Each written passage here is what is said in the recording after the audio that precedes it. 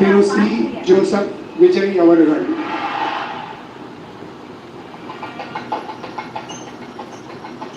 முதலிலும் தொடக்கத்திலும் இறுதியிலும் தேசிய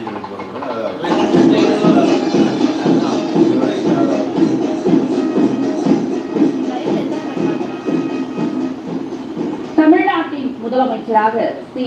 ஜோசப் விஜய் பதவியேற்றுக் கொண்டார். அவருக்கு ஆளுநர் அகிலேசர் பதவி பிரமாணமும் ரகசிய காப்பு பிரமாணமும் செய்து வைத்தார். அவரை தொடர்ந்து 9 பேர் அமைச்சர்களாக பதவியேற்று